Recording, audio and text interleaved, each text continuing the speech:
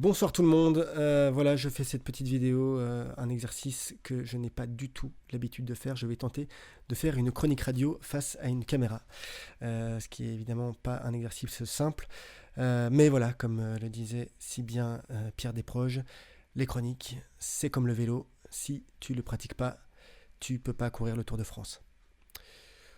Donc voilà, je vais faire une ou l'autre chronique de temps à autre quand un sujet m'inspire. Et là, en l'occurrence, j'avais envie de vous parler de quelque chose, un petit séisme qui est en train de se passer dans le monde du cinéma belge.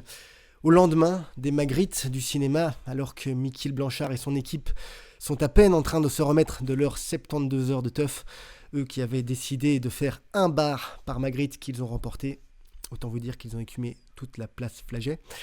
Bref, alors qu'ils soignent leur vilaine cuite au champagne bon marché et se remettent à peine de cette moisson historique, on apprend que ce sera peut-être la dernière cérémonie des Magritte. Oui, les amis. Puisque l'ayant droit de l'œuvre de Magritte, Charlie Herscovici, n'aime pas du tout qu'on mélange culture et politique. Tiens, ça me rappelle curieusement quelqu'un d'autre. Alors, Monsieur Herscovici réfléchit actuellement à l'idée de se retirer de l'organisation puisque celle-ci ne correspondrait pas à l'image de René Magritte. Alors, c'est assez surprenant parce que, bon, à la limite que Picasso soit pas d'accord avec la voiture qui porte son nom parce qu'elle est un peu trop symétrique, je comprends. Que Van Gogh soit pas hyper content qu'on donne son nom à des hôpitaux psychiatriques, je comprends. Que Annie Cordy soit pas hyper heureuse qu'on lui ait donné le nom d'un tunnel dans lequel tous les Bruxellois lui passent dessus tous les matins, je comprends. Mais que Magritte préférait une cérémonie apolitique, j'avoue que je m'y attendais pas, parce que moi, naïvement, j'étais sûr que Magritte était de gauche. Voilà. Pour moi, les rochers qui volent, les lampadaires qui diffusent de l'obscurité, les fenêtres ouvertes sur le ciel, cette pipe qui n'en est pas une. Bon, c'est pas franchement évident, je le reconnais, mais je sais pas, je pensais que c'était de gauche. Et c'est vrai que bon, les surréalistes, de base, c'était des révolutionnaires. Après, vous allez me dire que Daniel Cohn-Bendit aussi. Bon, voilà. Peut-être que c'est ça qui s'est passé avec Magritte aussi. Peut-être qu'il a un peu. Il a vieilli, voilà, il a vieilli, quoi.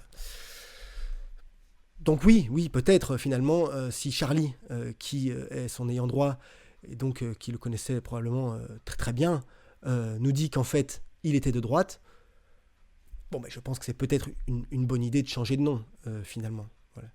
Mais alors, quel nom leur donner parce que soit on assume le côté politique, alors pour plus qu'il y ait de malaise, de ce côté-là, on pourrait décider de remettre les Dardennes du cinéma.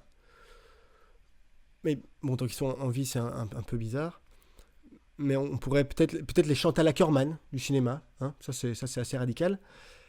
Après, il faudra que quelqu'un pense à expliquer à Georges-Louis Boucher qui est Chantal Akerman. Ce serait dommage qu'il la confonde avec une agence de voyage.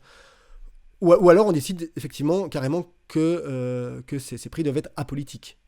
Dans ce cas-là, si on veut être sûr que ce soit apolitique et si on suit une certaine logique du gouvernement, on doit privatiser le truc.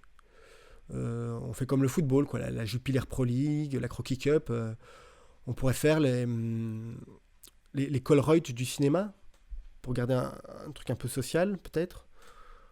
Ou les Dovi du cinéma, avec Johan Meul qui viendrait remettre le prix, puis le gagnant repartirait avec une cuisine équipée, ce qui serait peut-être plus pratique qu'une petite statue. Ou les Léonidas du cinéma, chacun repart avec sa statue en chocolat, puis ça claque un petit peu. Bon, enfin voilà, c'était des suggestions comme ça, la question reste ouverte. Hein, on a encore le temps parce que M. Herscovici réfléchit toujours, mais ça vaut la peine de commencer à brainstormer parce que ça nous pend évidemment au nez. Donc n'hésitez pas à partager vos idées. Moi je vais retourner voir La Nuit se traîne parce que contrairement aux autres films sélectionnés au Magritte, c'est le seul que tu trouves assez facilement en version pirate. Donc ça, si c'est pas la preuve que c'est un grand film, je ne m'y connais pas. Mais allez d'abord quand même le voir au cinéma, parce que tant qu'on n'aura pas privatisé toute la culture, il n'y aura toujours que ceux qui la consomment qui peuvent la faire vivre. Et la faire vivre, c'est déjà politique.